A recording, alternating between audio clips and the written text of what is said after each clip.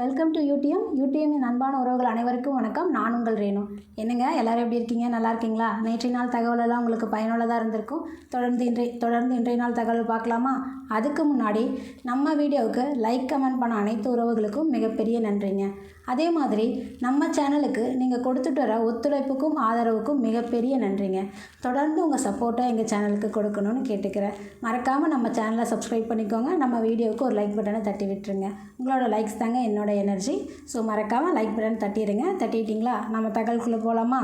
அது மட்டும் இல்லைங்க, நம்ம டெலகிராம் சேனலோட லிங்க் பார்த்திங்க அப்படின்னா இந்த வீடியோவோட டிஸ்கிரிப்ஷனில் கொடுத்துருப்போம். மறக்காமல் ஜாயின் பண்ணிக்கோங்க. ஏன்னா அதில் தான் நம்ம டெய்லியும் நியூஸ் பேப்பர் கட்டிங் போடுவோம், மந்த்லி PDF போடுவோம், கொஸ்டின் அண்ட் ஆன்சர்ஸ் PDF போடுவோம். இந்த மாதிரி எல்லா தகவல்களையும் நம்ம டெலகிராம் குரூப்பில் தாங்க போடுவோம். அதனால தான் நான் மறக்காமல் ஜாயின் பண்ணிக்க சொல்கிறேன். மறக்காமல் ஜாயின் பண்ணிக்கோங்க, யூஸ் பண்ணிக்கோங்க. தொடர்ந்து இன்றைய நாள் தகவல்கள் பார்க்கலாம். இன்றைக்கி பார்த்தோம் அப்படின்னா சண்டே மண்டே 2 நாளுக்குண்டான தகவல்களையும் பார்க்க போகிறோம். ஸ்கிப் பண்ணாமல் பாருங்கள், அப்போ தான் நமக்கு தகவல்கள் பயனுள்ளதாக இருக்கும்.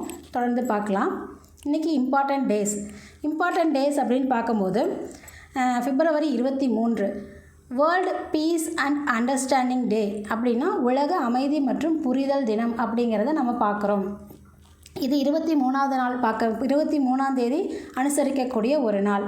அதே மாதிரி February 24 இன்றைக்கு பார்க்கும்போது சென்ட்ரல் எக்ஸைஸ் டே. அப்புறம் டாக்டர் ஜெயலலிதா அவர்களோட பிறந்தநாள், முன்னாள் முதல்வர் ஜெயலலிதா அம்மா அவர்களுடைய பிறந்தநாள். இன்று அவர்களோட பிறந்த நாளை நம்ம என்னவா கொண்டாடுறோம் அப்படிங்கிறத நம்ம பார்க்க போகிறோம். ஸோ மொத்தம் 3 நாள் இன்றைக்கி நம்ம பார்க்க போகிறோம். முதல்ல வேர்ல்டு பீஸ் அண்ட் அண்டர்ஸ்டாண்டிங் டே. அது எதுக்கு அப்படின்னு பார்க்கும்போது ஆண்டுதோறும் February 23 அன்று அனுசரிக்கப்படும் உலக அமைதி மற்றும் புரிதல் தினம். அதை நம்ம சொல்லும் போதே நமக்கு தெரிஞ்சிருக்குங்க. உலக அமைதி மற்றும் புரிதல் தினம். எங்கே அமைதி இருக்குது? ஒரே சண்டை தான், ஒரே குடிமைப்பிடி சண்டையாகவே இருக்குது. எந்த பக்கமும் சண்டை நிப்பாட்டின பாட காணுங்க. அதை இப்போ கூட என்ன சொல்கிறது, உக்ரைன் ரஷ்யா அந்த போர், அப்புறம் இஸ்ரேல் பாலஸ்தீன போர், இதெல்லாம் முடிஞ்சிருச்சா இல்லையா, நடக்குமா, முடிச்சுக்குவாங்களா, இந்த மாதிரி அந்த இதுலேயே போயிட்டுருக்காங்க. ஒரு வழி அதை ஒன்றும் பண்ண மாட்டேங்கிறாங்கன்னு வைங்களேன். என்ன பண்ணுறதுங்க? அந்த மாதிரி இருக்கிற சூழ்நிலையில் இந்த நாளை நாம் அனுசரிக்க வேண்டிய சூழ்நிலையில் இருக்கோம். உலக அமைதி மற்றும் புரிதல் தினம் அதுக்காக தான் அனுசரிக்கப்படுது.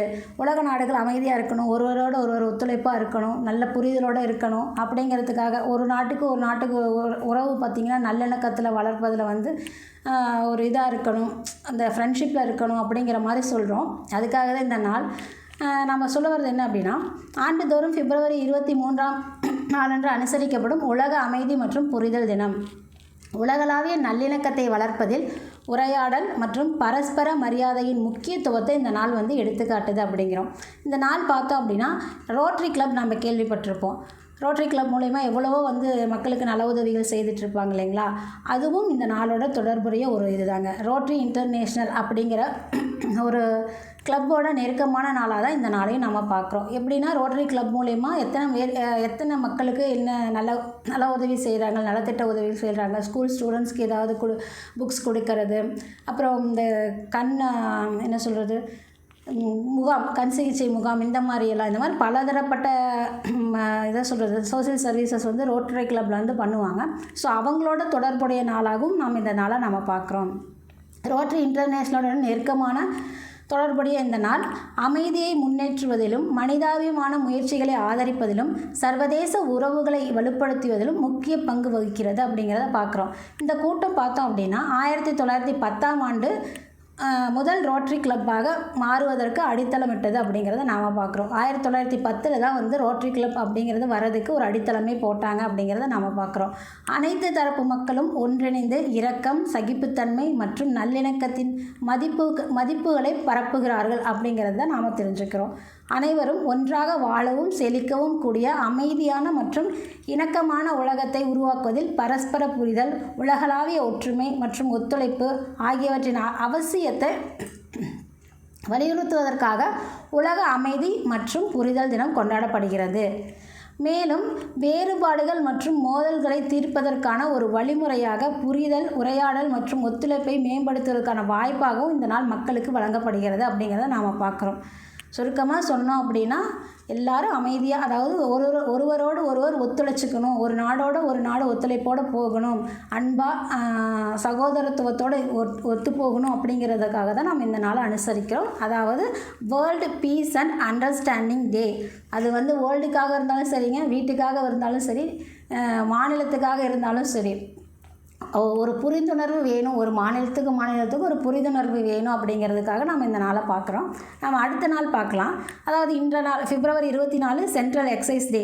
இது எதுக்காக அப்படின்னு பார்க்கும்போது February 24 உலகம் முழுவதிலும் இருந்து மக்கள் இந்த நாளை வந்து சிறப்பாக கடைபிடிக்கிறாங்க அப்படிங்கிறது பார்க்குறோம். அதாவது சென்ட்ரல் எக்ஸைஸ் டே அப்படின்னா மத்திய கலால் தினம் அப்படிங்கிறது தாங்க சென்ட்ரல் எக்ஸைஸ் டே. வரி கட்டுவோம் இல்லைங்களா, கலால் வரி, சுங்க வரி, இதை பற்றின விஷயந்தாங்க இந்த மத்திய கலால் தினம். அந்த நாளை நம்ம நினைவு கூறுறதுக்காக, ஒரு நாட்டுக்கு வரி ரொம்ப முக்கியம் இல்லைங்களா, நம்ம கட்டுற வரி, அதை வந்து நம்ம சிறப்பாக கட்டணும், எந்த இடத்துலையும் விட்டுறக்கூடாது, எந்த இடத்துலையும் ஏமாத்திடக்கூடாது. ஏன்னா நாம் கட்டுற வரி தான் நம்ம நாடு வந்து முன்னேறத்துக்காக இருக்கக்கூடிய ஒரு விஷயமே.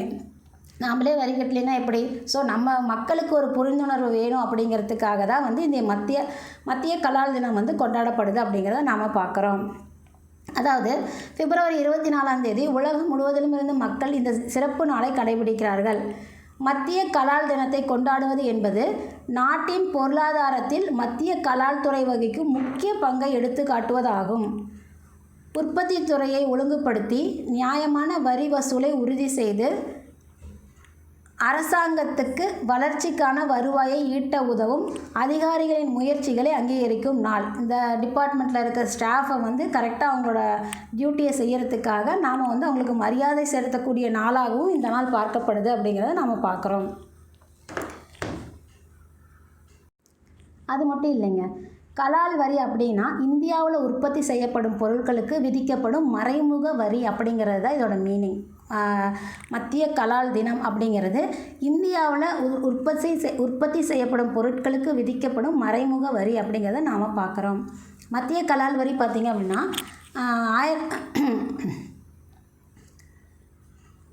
1944 மத்திய கலால் சட்டம் மற்றும் 1985 மத்திய கலால் கட்டண சட்டத்தின் கீழே கலால் வரி வசூலிக்கப்படுகிறது அப்படிங்கிறத நாம் தெரிஞ்சுக்கிறோம்.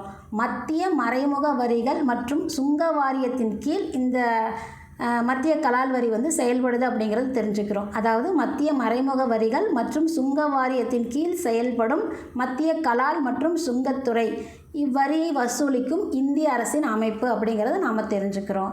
அது மட்டும் இல்லை, சரக்கு மற்றும் சேவை வரி அறிமுகப்படுத்திய பின்னர் தற்போது மத்திய கலால் வரி பார்த்திங்க அப்படின்னா பெட்ரோலிய பொருட்கள், மதுபானம், புகையிலை போன்ற சில பொருட்களுக்கு மட்டும்தான் வசூலிக்கப்படுது அப்படிங்கிறது பார்க்குறோம்.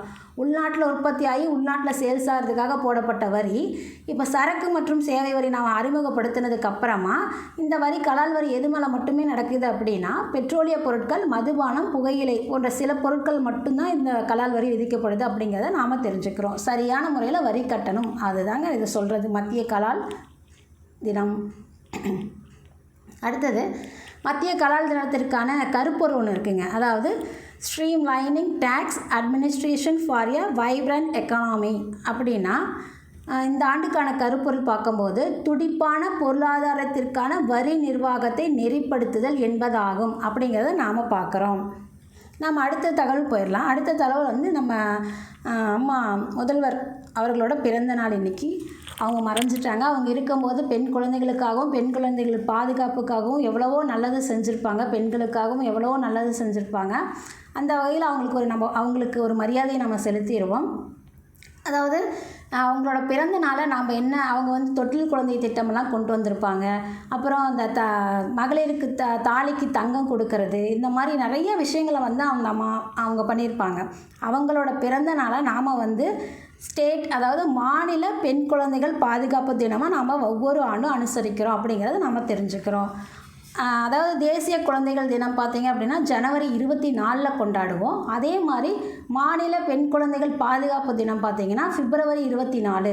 அது வந்து நம்ம ஜெயலலிதா அம்மா அவர்களுடைய பிறந்த நாள் அப்படிங்கிறதுனால அவங்க பெண்களுக்காக செய்த அந்த நலத்திட்டங்களுக்காக பெண் குழந்தைகளோட பாலினம் வந்து உயரணும், அவங்கள வந்து கொன்றக்கூடாது, அந்த மாதிரியெல்லாம் இருந்தது இல்லைங்களா. பெண் குழந்தைகள் பிறக்கும் போதே கொன்றுவாங்க. ஸோ அதிலெல்லாம் இருக்கும்போது பெண் குழந்தைங்களோட பாலின விகிதம் வந்து குறைஞ்சிருக்கும். அது சமமாக இருக்கணும் அப்படிங்கிறதுக்காக நான் பல திட்டங்கள் பண்ணியிருப்பாங்க. தொட்டில் குழந்தை திட்டம் இந்த மாதிரி நிறையா பண்ணியிருப்பாங்க. அதே மாதிரி ஏழை எளிய பெண்களுக்கு வந்து கல்யாணம் ஆகணும், திருமணம் ஆகாமல் இருக்கக்கூடாது அப்படிங்கிறதுக்காக அவங்க வந்து தாலிக்கு தங்கம் இந்த மாதிரி திட்டமெல்லாம் கொண்டு வந்திருப்பாங்க. அந்த வகையில் பெண்களுக்கு அவங்க செய்த சிறப்பை பாராட்டி அவங்களோட பிறந்த நாளை மாநில பெண் குழந்தைகள் பாதுகாப்பு தினம் அப்படிங்கிற மாதிரி நாம் கொண்டாடுறோம். அதே மாதிரி தேசிய குழந்தைகள் தினம் பார்த்திங்க அப்படின்னா ஜனவரி 24. நல்லா ஞாபகம் வச்சுக்கோங்க, இந்த நாளெல்லாம் ரொம்ப முக்கியம் நமக்கு. நம்ம அடுத்த தகவல் பார்ப்போம். அடுத்த தகவல் அப்பா செயலி. அப்பா அப்படிங்கிற புதிய செயலியை வந்து நம்ம கவர்மெண்ட் வந்து லான்ச் பண்ணியிருக்காங்க. யாருன்னா நம்ம மு.க. ஸ்டாலின் முதல்வர் அவர்கள் தான் வந்து வெளியிட்டிருக்காரு.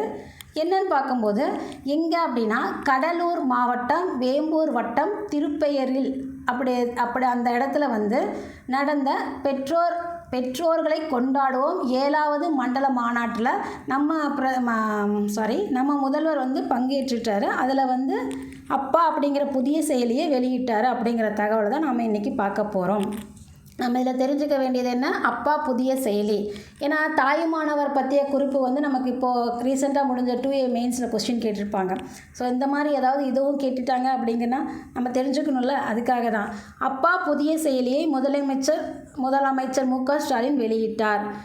அதாவது அப்பா அப்படின்னா அனைத்து பள்ளி அப்பா புதிய செயலி, அதோட ஃபுல் ஃபார்ம் பார்க்கும்போது அனைத்து பள்ளி பேரண்ட்ஸ் டீச்சர்ஸ் அசோசியேஷன். அதுதாங்க பெற்றோருக்கும் குழந்தைகளுக்கும் ஆசிரியர்களுக்கும் உள்ள ஒரு கம்யூனிகேஷன் இம்ப்ரூவ்மெண்ட் பண்ணுறதுக்காக உருவாக்கப்பட்ட இந்த செயலி தான் வந்து அப்பா அப்படிங்கிறது நாம் பார்க்குறோம். ஃபுல் ஃபார்ம் பார்க்கும்போது அனைத்து பள்ளி பேரண்ட்ஸ் டீச்சர்ஸ் அசோசியேஷன் அப்படிங்கிறது. அது மட்டும் இல்லை, ஒருமைக்கண் செயலியும் வந்து அவர் வந்து இது லான்ச் பண்ணார். 2 செயலி, ஒன்று ஒருமைக்கண் செயலி, இன்னொன்று அப்பா. ஒருமைக்கண் செயலி எதுக்கு அப்படின்னா நம்ம பள்ளிக்கல்வித்துறை அமைச்சர் அவர்கள் அன்பில் மகேஷ் அவர்கள் வந்து இருக்கிற எல்லா தமிழ்நாட்டில் இருக்கிற எல்லா மாவட்டங்கள்லேயும் சுற்றுப்பயணம் செய்து அந்த இதெல்லாம் வந்து ஆராய்ச்சி பண்ணி ஸ்கூல் ஸ்டூடெண்ட்ஸ்க்கு என்னென்ன தேவை அதெல்லாமே ஆராய்ச்சி பண்ணி அவர் ஒரு ரிப்போர்ட் கொடுத்துருப்பாரு. அதுக்கான இதாக தான் வந்து பார்க்கணும் அப்படிங்கிறதுக்காக தான் அதை தெரிஞ்சுக்கலாம் அப்படிங்கிறதுக்காக தான் வந்து ஒருமைக்கண் செயலியையும் நம்ம முதல்வர் வந்து லான்ச் பண்ணார். அதாவது 132 அரசு பள்ளிகளில் ரூ. 177.38 கோடியில் கட்டப்பட்ட பல்வேறு கட்டடங்களையும் முதல்வர் திறந்து வச்சார் அந்த 7வது மண்டல மாநாட்டில். பெற்றோர்களை கொண்டாடுவோம், அதாவது பெற்றோர்களை கொண்டாடுவோம் அப்படின்னா குழந்தைங்க வந்து பெற்றோரோட பேச்சை புரிஞ்சு கேட்டு நடந்துக்கணும், அவங்களுக்கு மரியாதை கொடுக்கணும் அப்படிங்கிறதுக்காக சொல்கிறது. காலம் போக போக போக பெற்றோர்களுக்கு குழந்தைகள் கொடுக்குற மரியாதைங்கிறது ரொம்ப கம்மியாயிட்டே போகுதுங்கிறதுனால இதை வேற நம்ம கொண்டாட வேண்டியதாக இருக்குது. பெற்றோர்களை கொண்டாடுவோம் அப்படிங்கிறதுனால அப்பா இருந்தாருன்னா நம்ம இருக்கிறதே தெரியாமல் ஒரு நாள் இருந்தது, அப்பாவுக்கு ஈக்குவலாக ஒரு நாள் இருந்தது. இப்போ அப்பா எங்கே இருக்காருன்னே தெரியாத அந்த மாதிரி ஒரு நாள் இப்போ இருக்குது. ஸோ அந்த மாதிரியெல்லாம் இருக்கக்கூடாது, நம்ம ஒழுக்கமாக இருக்கணும் அப்படின்னு குழந்தைங்களுக்கு சொல்லி கொடுக்கறதுக்காகவே வந்து இந்த பெற்றோர்களை கொண்டாடுவோம் அதுக்கான ஆப் தான் வந்து அப்பா செயலி அப்படிங்கிறத நாம் இங்கே பார்க்குறோம். அது மட்டும் இல்லைங்க, நம்ம ஒருமைக்கண் செயலி எதுக்காக அப்படின்னா 234 தொகுதிகளில் பள்ளி கல்வித்துறை அமைச்சர் மேற்கொண்ட ஆய்வு குறித்த விவரங்களை எடுத்துரைக்கிறதுக்கான ஒரு ஆப் தான் பார்த்திங்க அப்படின்னா ஒருமைக்கண் செயலி அப்படிங்கிறத நம்ம சொல்கிறோம். அது மட்டும் இல்லை, நிகழாண்டு பள்ளி கல்வித்துறைக்கு நமக்கு வந்து 44,000 கோடி கொடுத்துருக்காரு, நம்ம மாநில தமிழக அரசு ஒதுக்கியிருக்காங்க அப்படிங்கிறத பார்க்குறோம். பள்ளி கல்வித்துறைக்கு 44,000 கோடியையும் உயர்கல்வித்துறைக்கு 8,200 கோடியையும் நம்ம மாநில அரசு ஒதுக்கியிருக்காங்க அப்படிங்கிறத நம்ம தெரிஞ்சுக்கிறோம். ஏன்னா நமக்கு தான் மத்திய அரசு வந்து அந்த 2,400 சம்திங் அந்த 2,500 கூட வச்சுக்கலாம், 2,500 கோடி தான் அவங்க ரிலீஸ் பண்ணவே இல்லையே. பழசு ஒன்று இப்போ ஒன்று அப்படின்னு அவங்க ரிலீஸ் பண்ணவே இல்லை. கேட்டால் வந்து அந்த PM ஸ்ரீ திட்டம் அப்படின்னு ஒன்று இருக்குது, அந்த PM ஸ்ரீ திட்டத்தில் இணைஞ்சாதான் வந்து நம்ம வந்து அந்த ஃபண்டை ரிலீஸ் பண்ணுவோன்னு சொல்லி இவர் சொல்லிட்டார், கல்வி அமைச்சர் சொல்லிட்டார். பட் நாம் வந்து அதை ஒத்துக்க மாட்டேங்கிறோம். ஏன்னா அது வந்து மும்மொழி கொள்கை அப்படிங்கிற விஷயம் தான் முதல்லையே இருக்குது. அந்த பிஎம் ஸ்ரீ திட்டத்தை நம்ம ஏற்றுக்கணுன்னா நம்மளோட முதல் விஷயமே வந்து மும்மொழி கொள்கைன்னு இருக்குது. நாம் வந்து இருமொழி கொள்கையில் தான் ஃபாலோ பண்ணுவோம். நமக்கு வந்து என்ன பண்ணுறது? அதனால் நம்ம வந்து அதை ஏற்றுக்காமையே வந்து நம்மளது வந்து சமக்ர சிக்ஷா திட்டம் 2018 எஸ்எஸ்ஏன்னு சொல்லியிருப்போம், ஒருங்கிணைந்த தேசிய கல்வி திட்டம்னு சொல்லி நம்ம இதுக்கு முன்னாடி ஒரு வீடியோவில் போட்டிருப்போம். இந்த மாதிரி ஒரே பஞ்சாயத்தாக போயிட்டுருக்குது, நமக்கு பணம் ரிலீஸ் பண்ண மாட்டேங்கிறாங்க அப்படிங்கிறதுக்காக இந்த பிஎம் ஸ்ரீ திட்டத்தை பற்றி எடுத்து நம்ம சொல்லியிருப்போம். இதுக்கு முந்தைய வீடியோவில் அது இருக்குங்க, நம்ம அதில் தெளிவாக சொல்லியிருப்போம். நீங்கள் அதை பார்த்தீங்கன்னாவே உங்களுக்கு புரிஞ்சிடும். நாம் வந்து எஸ்எஸ்ஏ திட்டத்தை தான் ஃபாலோ பண்ணுறோம். அதாவது அது எஸ்எஸ்ஏனா சமக்ர சிக்ஷா திட்டம்னு சொல்லுவோம். சமக்ர சிக்ஷா அது வந்து ஹிந்தியில் சமக்ர சிக்ஷா திட்டம், அதாவது ஒருங்கிணைந்த தேசிய கல்வி அப்படிங்கிறத தான் வந்து நாம் ஃபாலோ பண்ணுறோம். அது வந்து 2018 தொடங்கப்பட்டது. இதில் என்ன அப்படின்னு பார்க்கும்போது 60% வந்து நமக்கு மத்திய அரசு கொடுத்துருவாங்க கல்வி நிதித்தொகை.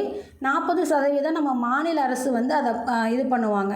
60க்கு 40 அப்படி தான் இந்த ஒருங்கிணைந்த எஸ்எஸ்ஏ சமக்ர சிக்ஷா திட்டம் வந்து போயிட்டு இருந்துச்சு. இப்போ அதெல்லாம் வேண்டாம், நீங்கள் வந்து பிஎம் ஸ்ரீ திட்டத்தில் இணைஞ்சு தான் ஆகணுங்கிறது ஒரு மொழிப்போராக போயிட்டுருக்குன்னு வைங்களேன். அதனால் நம்ம முதல்வரே வந்து தமிழக அரசாங்கமே வந்து 40%லேருந்தே நாங்கள் கொடுத்து நாங்களே எங்களை காப்பாற்றிக்கிறோம் அப்படிங்கிற மாதிரி முடிவெடுத்துட்டார் போல். அது நான் சொல்கிறேங்க. அதனால் பள்ளி கல்வித்துறைக்கு 44,000 கோடி மாநில அரசு ஒதுக்கியிருக்காங்க. அதே மாதிரி உயர்கல்வித்துறைக்கு 8,200 கோடியும் ஒதுக்கியிருக்காங்க அப்படிங்கிறத நாம் தெரிஞ்சுக்கிறோம். உயர்கல்வியில் 36% பெண்கள் வந்து 36% பெண்கள், அதாவது குழந்தைகள் வந்து இருக்காங்க அப்படிங்கிறதையும் நம்ம தெரிஞ்சுக்கிறோம். இந்த 36% ஏன் சொல்கிறேன் அப்படின்னா, இந்த பழைய டிஎன்பிஎஸ்சி கொஸ்டின்ஸ்லாம் கேட்டிருக்காங்க.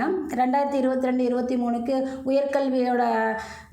உயர்கல்வித்துறையில் சேர்ந்த மாணவர்களோட எண்ணிக்கை பர்சன்டேஜ்னு கேட்டிருக்காங்க. அதனால் நான் சொல்கிறது வந்து அதுக்காக தான் இது இப்போ நான் சொன்னேன். இப்போ வந்து 36%, 24வது ஆண்டுக்கு வந்து 36% அப்படிங்கிறத நாம் தெரிஞ்சுக்குவோம். உயர்கல்வித்துறையில் மாணவர்களோட சேர்க்கை வந்து 36. 44,000 கோடி நம்ம வந்து பள்ளி கல்வித்துறைக்கும் உயர்கல்வித்துறைக்கு 8,200 கோடியையும் நம்ம முதல்வர் ஒதுக்கியிருக்காரு. நம்ம அடுத்தது தரமான கல்வி வழங்குவதில் நாட்டிலேயே 2வது இடத்துல இருக்கோங்கிறதையும் நம்ம முதல்வர் நமக்கு சொல்லியிருக்காரு. நாட்டிலேயே 2வது இடத்துல இருக்கோங்க. இது எல்லாமே வந்து எங்கே சொன்னார் அப்படின்னா, இந்த பெற்றோரை கொண்டாடும் 7வது மண்டல மாநாடு இருக்கு இல்லைங்களா, அதில் தான் நமக்கு சொன்னார். இந்த கடலூர் மாவட்டம், வேப்பூர் மாவட்டம் இங்கே நடந்தது இல்லையா, அதில் தான் நமக்கு சொல்லியிருக்காரு. அதை தான் நாம் இப்போ பார்க்குறோம். அடுத்த தகவல் இது மட்டும் இல்லை, நமக்கு வந்து உயர்கல்வித்துறைக்காக புதுமை பெண் திட்டம், தமிழ் புதல்வன் திட்டம், புதுமை பெண் திட்டம், இந்த மாதிரி எத்தனையோ பெண்களுக்கான குழந்தைங்களுக்கான கல்விக்கான திட்டங்களெல்லாம் கொண்டு வந்திருக்காரு. அப்புறம் 7.5% இடஒதுக்கீடு, அந்த ப்ரொஃபஷனல் கோர்ஸ் எல்லாம் சொல்லுவோம்ல, அந்த மெடிக்கல், இன்ஜினியரிங், லா, இந்த மாதிரி இல்லை ப்ரொஃபஷனல்ஸ் கோர்ஸ்க்கெல்லாம் வந்து 7.5% இடஒதுக்கீடு. அதாவது நம்ம வந்து ஆர்ட்ஸ் அண்ட் சயின்ஸ்லேயும் படிக்கணுங்கிறதுக்காக தான் மாணவர்களுக்கு மாதம் 1,000 ரூபாயும், அதே மாதிரி இன்ஜினியரிங், டாக்டர் அந்த மாதிரி படிக்கணும்னு ஆசைப்படுறவங்களுக்கு 7.5% இடஒதுக்கீடும் நம்ம தமிழக அரசு கொடுக்குது. அதாவது நம்ம கல்விக்காக வந்து நம்ம மாநில அரசு எவ்வளோ செய்யுதுங்கிறத நாம் தெரிஞ்சுக்கணுங்க. அதுக்காக தான் நான் இதை சொன்னேன். நம்ம அடுத்தது இல்லம் தேடி கல்வி. இது எதுக்கு அப்படின்னு பார்த்தோம்னா, இந்த கொரோனா டைம்லலாம் ஆன்லைனில் படித்தோமா படிக்கலையான்னு நம்ம இப்போ தெரியும், நம்ம பசங்களை பார்த்துருந்தாவே தெரிஞ்சிருக்கும். ஸோ அதோட இதுக்காக வந்து இப்போ இல்லம் தேடி கல்வி திட்டம் அப்படிங்கிறது ஒன்று இருந்துச்சு, ஐடிகேன்னு சொல்லுவோம். அது மூலயமாவும் குழந்தைங்களுக்கு வந்து ஆன்லைன் வந்து நம்ம மெட்ரிகுலேஷன் சிபிஎஸ்சின்னா அவங்களுக்கு வந்து ஆன்லைன் கிளாஸ் போயிட்டுருக்கும், இதாக இருக்கும். பட் இல்லம் கல்வி திட்டத்தின் மூலயமா அங்கங்கே அந்த ஸ்கூல்கிட்ட இருக்கிற குழந்தைங்களை கூப்பிட்டு அங்கே ஒரு டீச்சர் வச்சு அந்த மாதிரி சொல்லி கொடுக்குற இல்லம் தேடி கல்வி திட்டத்தின் மூலயமாவும் 38 மாவட்டங்களில் 30 லட்சம் மாணவர்கள் பயனடைஞ்சாங்க அப்படிங்கிறத நமக்கு அவர் சொல்லியிருக்காரு. அது மட்டும் இல்லை, 16 லட்சம் மாணவர்கள் பயன்பெறும் வகையில் எண்ணும் எழுத்தும் இயக்கம் திட்டமும் நமக்கு தொடங்கப்பட்டிருக்கு அப்படிங்கிறத நாம் தெரிஞ்சுக்கிறோம். கல்விக்காக எத்தனை திட்டம் அப்படிங்கிறத நீங்களே பாருங்களேன். நம்ம அடுத்தது தமிழகம் வந்து இந்தியாவில் 2வது இடமா இருக்குது. இந்தியாவில் 2வது மாநிலமாக வந்து தமிழ்நாடு இருக்குங்கிறத நாம் தெரிஞ்சுக்கிறோம். அடுத்தது ஒருத்தருக்கு அப்பாயின்மெண்ட் கொடுத்துருக்காங்க நம்ம மத்திய அரசு. அடாடாடாடா, இவர் என்ன பெரிய ஆளுன்னு நினைக்கிறீங்க, பெரிய ஜீனியஸுங்க. நம்ம சொல்கிறோம், இவர் யார் என்ன அப்படிங்கிறத, இவரை பற்றி ஒரு இதே இன்றைக்கி கூட நான் வந்து நியூஸ் பேப்பர் கட்டிங்கில் போட்டிருப்பேன். இவர் சம்மந்தமானதை ஒரு கட்டிங்கே தனியாக போட்டிருப்பேன். நீங்கள் பார்த்தீங்கன்னா உங்களுக்கு தெரியும். இதோ கொஞ்சம் சுருக்கமாக இவரை பற்றி நம்ம சொல்லிக்கிறோம். கொஞ்சம் விரிவாக பார்க்கணுன்னா நம்ம நியூஸ் பேப்பர் கட்டிங்கில் இவரை பற்றி அந்த இது போட்டிருப்போம், ஆர்டிக்கல் போட்டிருப்போம். நீங்கள் பார்த்து தெரிஞ்சுக்கோங்க. நான் அடுத்தது வந்து இதை சொல்லிடுறேன், அப்பாயின்மெண்ட் என்னன்னு சொல்லிடுறேன். இவர் யார் அப்படின்னா ரிசர்வ் வங்கியின் ஆளுநராக இருந்தார். இவர் பேர் சக்தி காந்த் தாஸ். இவர் வந்து ஒரிசாவை சேர்ந்தவர். இவர் வந்து ஒரிசா மாநிலத்தை சேர்ந்தவர். இவருக்கு வந்து நம்ம என்ன பதவி கொடுத்துருக்கோம்னா பிரதமரோட 2வது முதன்மை செயலர் பதவிக்கு நியமிக்கப்பட்டிருக்கார் அப்படிங்கிறத நாம் பார்க்குறோம். சக்தி காந்த் தாஸ் இவர் வந்து 2018 to 2021 ரிசர்வ் வங்கியோட ஆளுநராக இருந்திருக்காரு அப்படிங்கிறத நாம் பார்க்குறோம். நம்ம பண மதிப்பு இழப்பீடெல்லாம் இருந்தது இல்லைங்களா, இந்த 500 செல்லாது 1000 செல்லாது இப்படியெல்லாம் இருந்துச்சுல. ஸோ அதில் வந்து அப்போ இவர் தான் இருந்தார். இவர் அந்த அளவுக்கு சிறப்பாக செஞ்சதுனால தான் இது வரைக்குமே நமக்கு வந்து ஒரே ஒரு செயலர் மட்டும்தான் இருந்துகிட்டு இருந்தாங்க. பிரதமருக்கு முதன்மை செயலர் அப்படின்னா ஒருத்தர் தான் இது வரைக்குமே.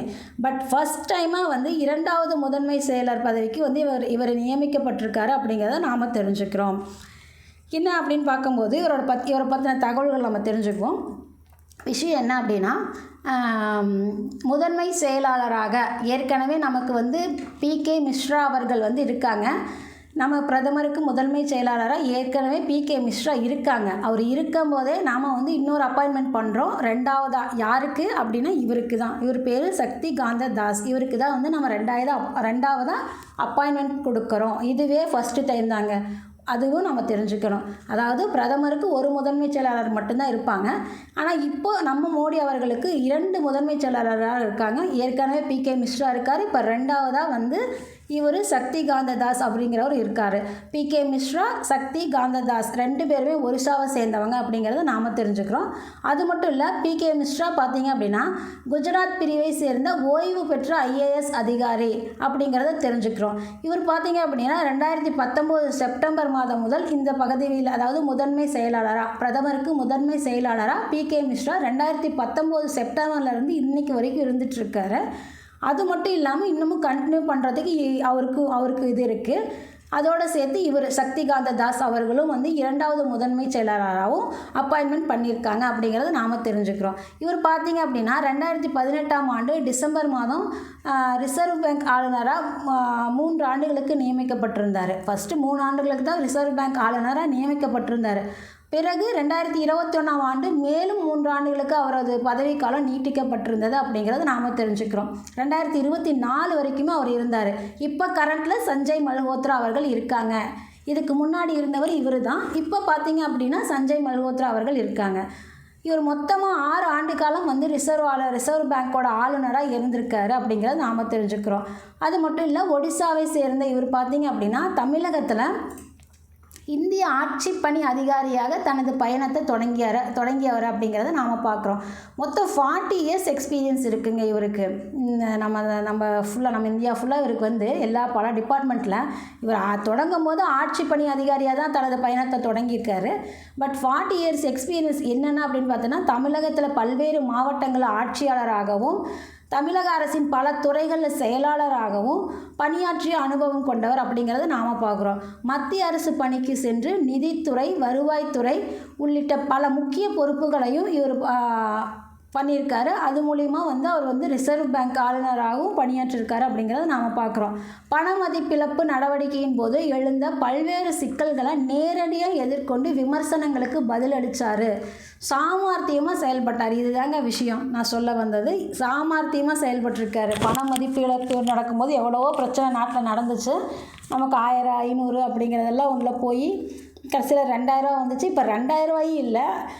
அதில் அந்த டைமில் வந்து இவர் பயங்கர அந்த விமர்சனங்களுக்கு வந்து சாமர்த்தியமாக பதில் சொன்னார் அப்படிங்கிற அதனால் பிரதமர் நரேந்திர மோடியோட நம்பிக்கைக்கு பாத்திரமானவராக இருக்கிறாரு அப்படிங்கிறத நாம் தெரிஞ்சுக்கிறோம்.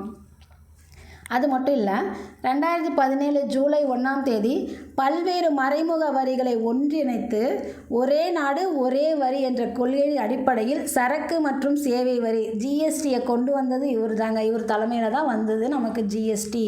பண மதிப்பிழப்பீடும் இவரோட ஆலோசனை கீழே வந்தது தான். அதே மாதிரி சரக்கு சேவை மற்றும் சேவை வரி வந்தது, ஜிஎஸ்டி கொண்டு வந்ததுக்கு காரணமும் இவர் தான். நம்ம அவரோட ஆலோசனை கீழே தான் லாபம் நடந்துச்சு. அதனால தான் இவரை பற்றின ஒரு ஆர்டிக்கல் வந்து நம்ம இன்றைக்கி நியூஸ் பேப்பர் கட்டிங்கில் போட்டிருக்கோம். நம்ம அதில் பார்த்தோம்னா நமக்கு இன்னும் விவரமாக புரியும். அதே போல் ரிசர்வ் வங்கியோட 24வது ஆளுநராக இருந்தவர் பார்த்திங்க அப்படின்னா உர்ஜித் படேல். 25வது ஆளுநராக தான் சக்திகாந்த தாஸ் இருந்திருக்காரு அப்படிங்கிறத நாம் பார்க்குறோம். இதுக்கு அதாவது 25வது ஆளுநராக சக்திகாந்த தாஸ் வந்து 2வது ஆளுநருங்க. 6 ஆண்டுகள் அவர்களோட பணியை 3 ஆண்டுகள் தான் இருக்கணும். இவர் 6 ஆண்டுகள் தொடர்ந்து இருந்ததுனால 2வது ஆளுநராக வந்து அவர் வந்து பார்க்கப்படுறோம். அதுக்கு முன்னாடி பெனகல் ராம ராவ் அப்படிங்கிறவர் 7 ஆண்டுகள் வந்து அந்த ரிசர்வ் பேங்க் ஆளுநராக இருந்திருக்காரு. 2வதாக பார்க்கும்போது 6 ஆண்டுகள் இருந்தது இவர் தான். முதல்ல பார்க்கும்போது பெனகல் ராமராவ் 7 ஆண்டுகள் பதவி வகித்தார். 2வதாக பார்க்கும்போது 6 ஆண்டுகள் இவர் சக்திகாந்த தாஸ் வந்து பதவி வகிச்சிருக்காரு அப்படிங்கிறதையும் நாம் தெரிஞ்சுக்கிறோம். ரிசர்வ் வங்கி வரலாற்றிலேயே நீண்ட காலம், அதாவது 6 ஆண்டுகள் பதவியில் இருந்து 2வது ஆளுநர் இவர் தான் அப்படிங்கிறத நாம் தெரிஞ்சுக்கிறோம். அதுக்கு முன்னாடி பெனகல் ராமராவ் வந்து 1950 இந்த வேலையை 7.5 வருஷம் இருந்தார். இந்த வேலையில் 7.5 வருஷம் இருந்தார் அப்படிங்கிறதையும் நாம் தெரிஞ்சுக்கிறோம். அது மட்டும் இல்லை, சக்திகாந்த தாஸ் பதவியில் இருந்தபோது 2023-24 ஆண்டில் மத்திய அரசுக்கு 2.11 லட்சம் கோடி ஈவுத்தொகையை ரிசர்வ் வங்கிக்கு வழங்கியதே இதுவரை மத்திய அரசுக்கு ரிசர்வ் வங்கி வழங்கிய ஈவுத்தொகையின் அதிகபட்சம் ஆகும் அப்படிங்கிறதையும் இவர் பற்றின தகவலை தெரிஞ்சது. அதாவது 2.11 லட்சம் கோடி ஈவுத்தொகையை ரிசர்வ் வங்கிக்கு வழங்கியதே இதுவரை மத்திய அரசுக்கு இவர் தான் அதிகபட்சமாக கொடுத்துருக்காரு அப்படிங்கிறத நாம் தெரிஞ்சுக்கிறோம். இவரோட பதவி காலம் அப்படின்னு பார்க்கும்போது இவருக்கு அடுத்தது அப்பாயின்மெண்ட் வர வரைக்கும் இருக்கலாம். அப்படி இல்லாட்டி நம்ம பிரதமர் எத்தனை ஆண்டு காலம் பிரதமராக இருக்கிறாரோ அத்தனை ஆண்டு காலமும் இவர் வந்து நம்ம பிரதமரோட முதன்மை செயலாளராக இருக்கலாம் அப்படிங்கிறது தான் இவரோட பதவி கால நீட்டிப்புக்கு. நாம் அடுத்தது போயிடுவோம். இவர் பேர் சக்திகாந்த் தாஸ். இவருக்கு வந்து இப்போ பிரதமர் மோடியோட 2வது முதன்மை செயலர் அப்படிங்கிற பதவி கொடுக்கப்பட்டிருக்கு. இவர் இதுக்கு முன்னாடி ரிசர்வ் பேங்க் ஆளுநராக இருந்தார். எத்தனாவது ஆளுநர்? 25வது ஆளுநராக இருந்திருக்காரு. அது மட்டும் இல்லை, 6 ஆண்டுகள் அந்த பணியில் இருந்த 2வது ஆளுநராகவும் நாம் அவர்களை பார்க்குறோம். நாம் அடுத்த தகவல் போயிடலாம். அடுத்தது நம்ம பிரதமர் வந்து மொரீஷியஸ் போக போகிறாரு. எதுக்கு அப்படின்னா, இப்போ வந்து நம்ம குடியரசு தினம் கொண்டாடும் போது சிறப்பு விருந்தினராக இந்தோனேசிய பிரதமர் பிரபோவோ சுபியந்தோ அவர்கள் வந்து கலந்துக்கிட்டாங்க. அவங்களோட இராணுவமும் நம்ம இராணுவத்தில் அணிவகுப்பில் இருந்தது. ஸோ நம்ம பிரதமர் அதே மாதிரி இன்னொரு நாட்டுக்கு இதுக்காக போகிறாரு. தேசிய தின நிகழ்ச்சியில் பங்கேற்கிறதுக்காக போகிறாரு. 57வது தேசிய தின நிகழ்ச்சி அப்படிங்கிறது நாம் குறிப்பிடத்தக்கது, நாம் பார்க்குறக்கு ஒரு விஷயம். மொரீஷியஸோட 57வது தேசிய தின நிகழ்ச்சியில் சிறப்பு விருந்தினராக பிரதமர் மோடி பங்கேற்க போகிறாரு. அதாவது அவரை ஓகே சொல்லிட்டார் அப்படிங்கிறத நாம் தெரிஞ்சுக்கிறோம். மொரீஷியஸோட பிரதமர் யார் அப்படின்னு பார்க்கும்போது நவீன் ராம்கூலம் அவர்கள் தான் வந்து இப்போ கை கொடுத்து குலுக்கிட்டு இருக்காங்க இல்லைங்களா 2 பேரும். அவங்க மனசுக்குள்ளே என்ன இருக்குதுன்னு தெரியாது 2 பேர்த்துக்குள்ளேயும். பட் அவங்க நம்ம போஸ் கொடுக்கும்போது சமாதானமாக போஸ் கொடுத்துட்ருக்காங்க. ஸோ மொரீஷியஸோட பிரதமர் பார்த்திங்க அப்படின்னா நவீன் ராம்கூலம். இவர் வந்து பிரிட்டிஷிடமிருந்து மொரீஷியஸ் கடந்த 1968ஆம் ஆண்டு மார்ச் 12ஆம் தேதி சுதந்திரம் பெற்றது அப்படிங்கிறத நாம் தெரிஞ்சுக்கிறோம். நாம் எப்போ சுதந்திரம் கிடைச்சது நமக்கு அப்படிங்கிறத நம்ம கமெண்டில் போட்டுருங்க.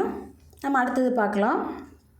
இதுக்கு முன்னாடி ஒவ்வொரு ஆண்டும் இந்த தினம் மொரீஷியஸோட தேசிய தினமாக கொண்டாடப்படுகிறது.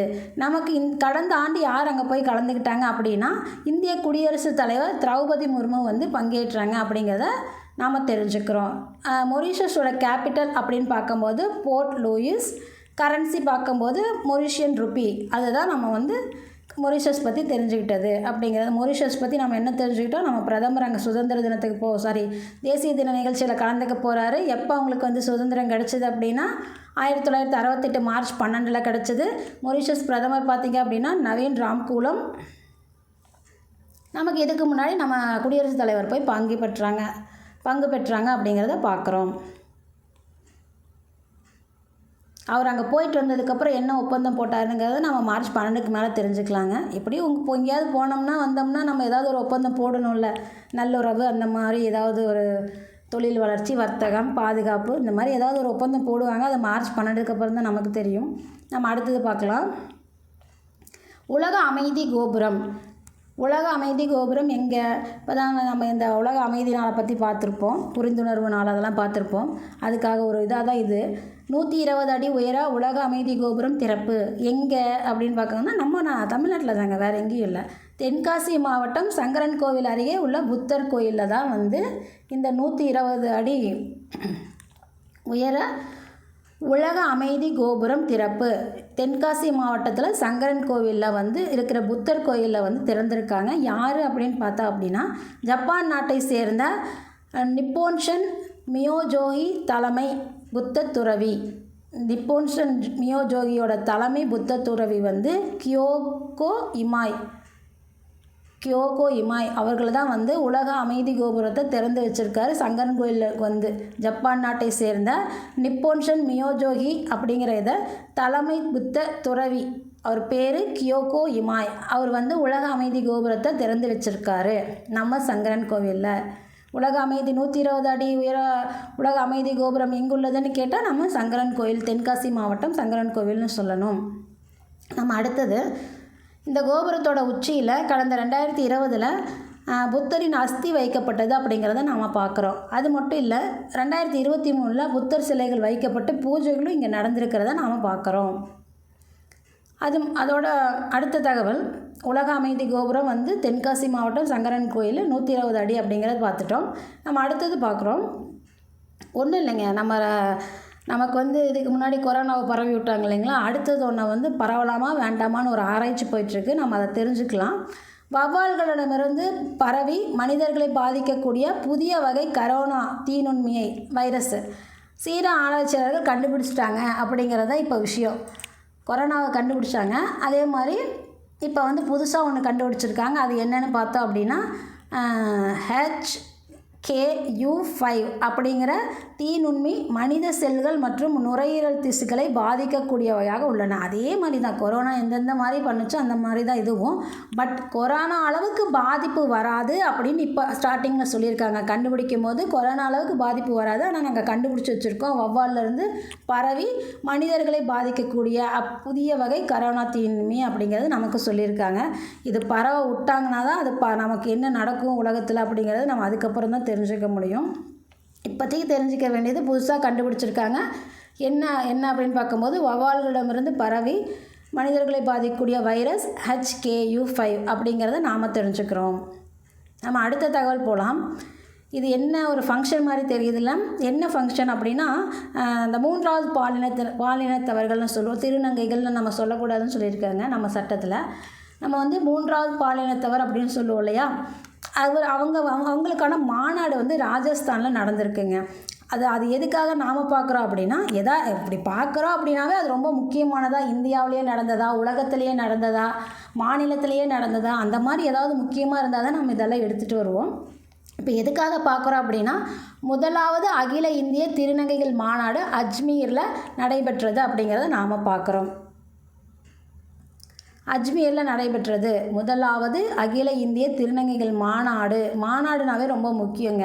எந்த மாநாடாக இருந்தாலும் கொஷின்ஸில் வந்துடுது, எந்த திட்டமாக இருந்தாலும் கொஷின்ஸில் வந்துடுது.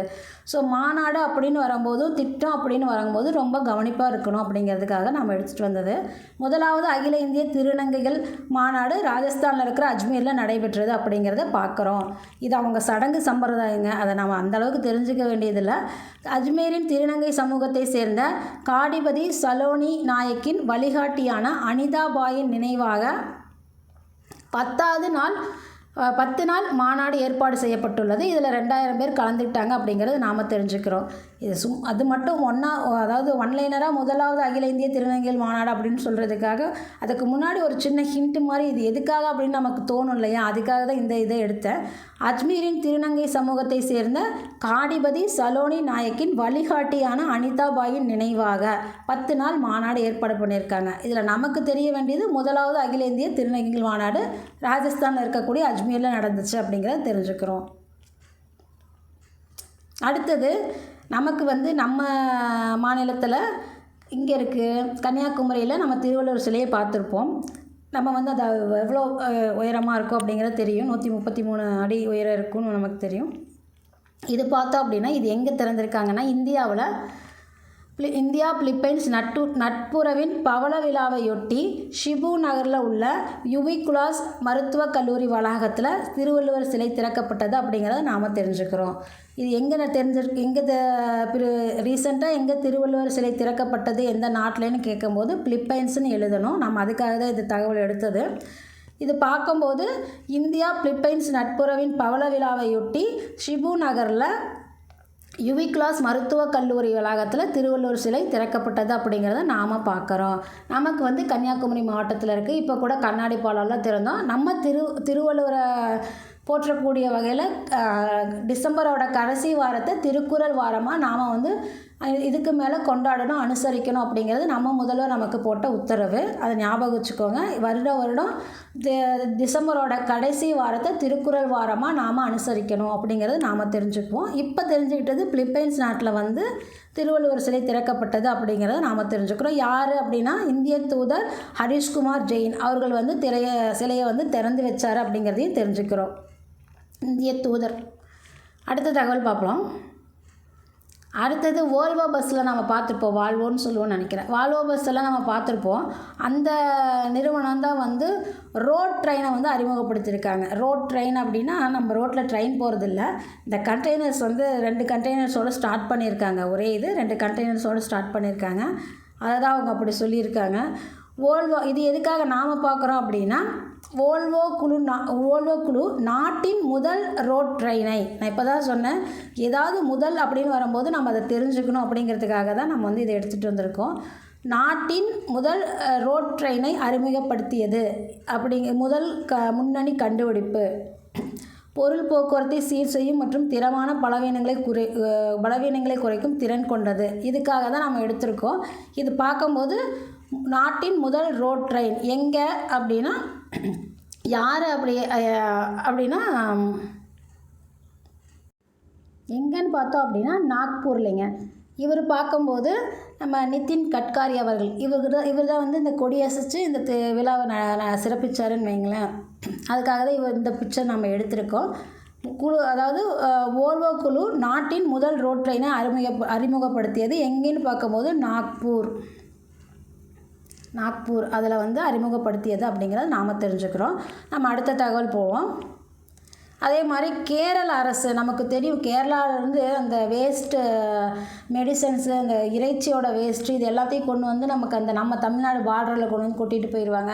நமக்கு வந்து அந்த அப்பப்போ அந்த லாரியை பிடிக்கிறது இந்த மாதிரி கேஸ் போயிட்டுருக்கு. நம்ம நியூஸ் பேப்பரில் பார்த்துருப்போம், தெரிஞ்சிருப்போம். இப்போ அதுக்காக இன்னமும் அதை கண்டினியூ பண்ணிட்டு தான் இருக்காங்க. கொண்டு வந்து நம்மளது எங்கேயாவது பார்டரில் ஃப்ரீயாக இது இருக்குது, எல்லாம் தமிழ்நாடு எல்லையில் ஃப்ரீயாக இருக்க இடம் இருக்கும்போது அவங்க அங்கேருந்து லாரியில் கொண்டு வந்து போட்டுட்டு போயிடுறாங்க. அதை அப்பப்போ பிடிக்கிறாங்க. இருந்தாலும் பெருசாக அதை முழுசாக ஒழிக்கிற மாதிரி எதுவும் தெரியல. இப்போ நம்ம அதை எதுக்காக பார்க்குறோம் அப்படின்னா கேரளாவில் வந்து அவங்க வந்து ஒரு சிஸ்டம் கொண்டு வந்திருக்காங்க, திட்டம் கொண்டு வந்திருக்காங்க. அது என்ன அப்படின்னா கேரள அரசு அன்யூஸ்டு மற்றும் காலாவதி ஆன மருந்துகளை வீட்டிலிருந்து சேகரித்து அறிவியல் முறைகளை அவற்றை அகற்றும் திட்டத்தை தொடங்க உள்ளதாக அறிவிச்சிருக்காங்க. இது பார்க்குறோம் அப்படின்னா நாடு முழுவதும் இது அன்யூஸ்டு எக்ஸ்பைரி டேப்லெட்ஸு மருந்து எல்லாமே. இந்த திட்டம் நாடு முழுவதும் முதன்முறையாக கேரள மாநிலத்தில், அதாவது சயின்டிஃபிக் மெத்தடில் காலாவதியான மருந்து பொருட்களை அகற்றும் மாநிலம் இந்தியாவில் அப்படின்னு பார்க்கும்போது கேரள மாநிலம் அப்படிங்கிறத நாம் தெரிஞ்சுக்கிறோம். இது பார்த்திங்க அப்படின்னா ப்ரௌடு திட்டம் அப்படின்னு சொல்லுவோம். ப்ரௌடு திட்டத்தை துவக்கிய மாநிலம் பார்த்திங்க அப்படின்னா கேரளா அப்படிங்கிறத தெரிஞ்சுக்கிறோம். அதாவது ஒன்றும் இல்லைங்க, நம்ம மெடிசன் வேஸ்ட்டு ப்ளஸ் அந்த மாதிரி வேறு ஏதாவது அந்த கழிவுகள் மெடிசன் வேஸ்ட்டு கழிவுகளெல்லாம் இருக்குது இல்லைங்களா, அதை வந்து சயின்டிஃபிக் முறையில் அப்புறப்படுத்துறது. ரீசைக்ளிங் யூஸ் பண்ணிடுவாங்க, இல்லைன்னா எரிச்சிடுவாங்க. அந்த மாதிரி அதை வந்து வீட்டிலருந்தே ஆரம்பிக்கிறாங்கன்னு வச்சுக்கோங்களேன். ஒவ்வொரு வீடாக போய் அவங்களோட காலாவதியான மருந்துகளை கலெக்ட் பண்ணி, அதாவது அங்கங்கே போட்டுற வேணால் கொண்டு வாங்க கொடுங்க, நாங்கள் கொண்டு அதை வந்து அப்புறப்படுத்திடுறோம் அப்படிங்கிற மாதிரி ஒரு திட்டம். அதுதான் இது ப்ரௌடு திட்டத்தை துவக்கிய மாநிலம் பார்த்திங்க அப்படின்னா கேரளா அப்படிங்கிறத நாம் தெரிஞ்சுக்கிறோம். மாநில மருந்து கட்டுப்பாட்டுத்துறை அன்யூஸ்டு மற்றும் எக்ஸ்பைர்டு மருந்துகளை வீடுகளிலிருந்து அறிவியல் முறையில் சேகரித்து அவற்றை பாதுகாப்பாக அகற்றும் திட்டத்தை அறிமுகப்படுத்தியது அப்படிங்கிறத நாம் தெரிஞ்சுக்கிறோம். ப்ரௌடு திட்டத்தை துவக்கிய மாநிலம் கேரளா. அது மட்டும் இல்லை, இந்தியாவோட முதல் முதியோர் ஆணையத்தை நிறுவிய மாநிலமும் கேரளா தான். அங்கே முதியோர்கள் அதிகமாக இருக்காங்க. இந்தியாவிலேயே முதல் முதியோர் ஆணையத்தை நிறுவிய மாநிலமும் கேரளா அப்படிங்கிறத பார்க்குறோம். அங்கே கேரளாவில் வந்து சீனியர் சிட்டிசன்ஸ் அதிகமாக இருக்காங்களாட்டிருக்குங்க. அதனால் வந்து முதல் முதியோர் ஆணையத்தை வந்து நிறுவிய மாநிலம் கேரளா அப்படிங்கிறதையும் தெரிஞ்சுக்கிறோம். என் ப்ரௌடு திட்டத்தை துவக்கிய மாநிலமும் கேரளா அப்படிங்கிறதையும் நாம் தெரிஞ்சுக்கிறோம். சயின்டிஃபிக் மெத்தடில் மெடிசன்ஸை, அதாவது எக்ஸ்பைரியான மெடிசன்ஸை என்ன சொல்கிறது, அகற்றுறது, அந்த இதில் வந்து என்ன சொல்கிறது, எரிக்கிறது. அது எங்கேயாவது கொண்டு போய் எரிப்பாங்க. அதை அதாவது யாருக்கும் சுற்றுச்சூழலுக்கு பாதிப்பு இல்லாமல் எரிப்பாங்க, அதை கலெக்ட் பண்ணிட்டு போய். அதுக்காக தான் நாம் பார்க்குறோம். என் ப்ரௌடு திட்டத்தை துவக்கிய மாநிலம் கேரளா. அதே மாதிரி முதல் முதியோர் ஆணையத்தை நிறுவிய மாநிலமும் கேரளா. இந்தியாவிலேயே இது ரெண்டுமே இந்தியாவுக்குள்ள. அடுத்தது நம்ம பிரதமர் மோடி.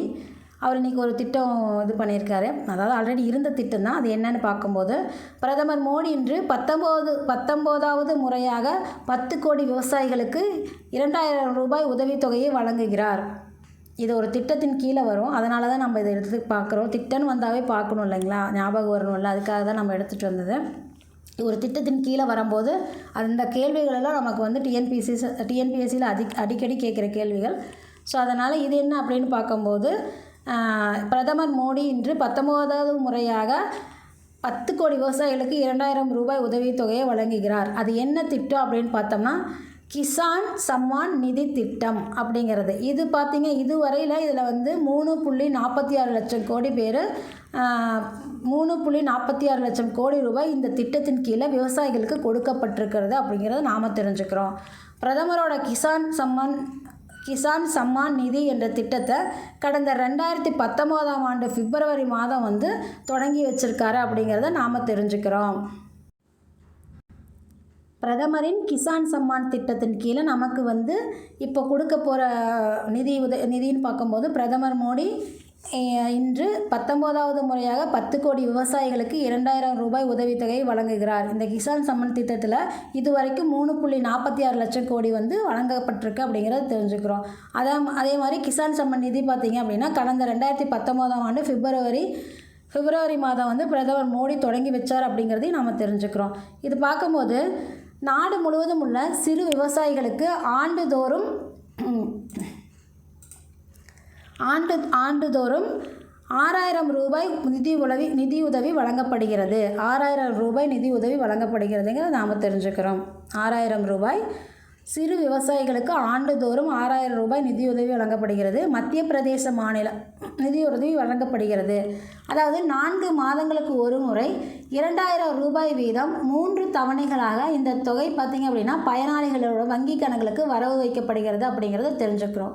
அதே மாதிரி இதுவரைக்கும் 18 தவணைகளில் வழங்கப்பட்டுள்ள நிலையில் 19வது தவணையாக வந்து நமக்கு வந்து இந்த 2000 ரூபாய் உதவித்தொகையை பிரதமர் மோடி இன்றைக்கி விடுவிக்கிறாரு அப்படிங்கிறதையும் தெரிஞ்சுக்கிறோம். பீகார் மாநிலம் பாகல்பூரில் நடைபெறும் விழாவில் பங்கேற்கும் பிரதமர் மோடி 9,80,00,000 விவசாயிகளுக்கு 22,000 கோடி ரூபாய் நிதியை விடுவிக்க உள்ளார் அப்படிங்கிறதையும் நாம் தெரிஞ்சுக்கிறோம். அதாவது இப்போ 9,80,00,000 விவசாயிகளுக்கு 22,000 கோடி ரூபாயை விடுவிக்கிறாரு. அதே மாதிரி 18வது தவணையாக 9,60,00,000 விவசாயிகளுக்கு 9,80,00,000க்கு இப்போது, இதுக்கு முன்னாடி 18வது தவணையாக பார்க்கும்போது 9,60,00,000 விவசாயிகளுக்கு நிதி உதவி வழங்கப்பட்ட நிலையில் இந்த முறை கூடுதலாக 70,000 விவசாயிகளுக்கு நிதி உதவி வழங்கப்பட உள்ளதாக மத்திய வேளாண் துறை அமைச்சர் வந்து சிவராஜ் சிங் சௌஹான் வந்து நமக்கு சொல்லியிருக்காரு. இந்த திட்டத்தின் கீழே 3,40,000 கோடி ரூபாய் வந்து இது வரைக்கும் விடுவிக்கப்பட்டிருக்கு அப்படிங்கிறத நாம் தெரிஞ்சுக்கிறோம். 2019 தொடங்கப்பட்டது, பிரதமரால் தொடங்கப்பட்டது, பிப்ரவரியில் தொடங்கப்பட்டது. 3.46 லட்சம் கோடி இது வரைக்கும் வழங்கப்பட்டிருக்கு கிசான் சம்மான் நிதி திட்டத்தில். அது மட்டும் இல்லைங்க, நமக்கு வந்து நம்ம டெல்லியில் வந்து இப்போ ரேகா குப்தா அவர்கள் வந்து பதவி ஏற்றாங்க, முதலமைச்சராக பதவி ஏற்றாங்க இல்லையா. நமக்கு வந்து மாதம் பெண்களுக்கு 1000 ரூபா அப்படிங்கிறது நம்ம மாநில அரசு கொடுத்த மாதிரி அவங்க வந்து நமக்கு வந்து தேர்தல் அறிக்கையில் சொல்லியிருப்பாங்க பெண்களுக்கு மாதம் 1000ன்னு. அதே மாதிரி நமக்கு அங்கே பீகாருங்கிறேன், டெல்லியில் வந்து முதலமைச்சர் பதவிக்கு போட்டியிடும் போது அந்த தேர்தல் நடக்கும்போது $2500 மாதம் மாதம் பெண்களுக்கு வழங்கப்படும்னு சொல்லியிருந்தாங்க. அந்த திட்டத்துக்கு வந்து நம்ம முதலமைச்சர் அந்த ரேகா குப்தா அவர்கள் வந்து கையெழுத்து போட்டுட்டாங்க அப்படிங்கிறதையும் நாம் இந்த விஷயத்தில் தெரிஞ்சுக்கிறோம். இன்றைக்கான தகவல்களோட நிறைவுக்கு வந்துட்டங்க. இந்த தகவலெல்லாம் உங்களுக்கு பயனுள்ளதாக இருந்திருக்கும். தொடர்ந்து நாளைக்கான தகவல்களோடு உங்களை சந்திக்கிறேன். நம்ம சேனலை மறக்காமல் சப்ஸ்கிரைப் பண்ணிக்கோங்க. நம்ம வீடியோவுக்கு ஒரு லைக் பட்டன் தட்டி விட்டுருங்க. டெலகிராம் குரூப்பில் மறக்காமல் ஜாயின் பண்ணிக்கோங்க.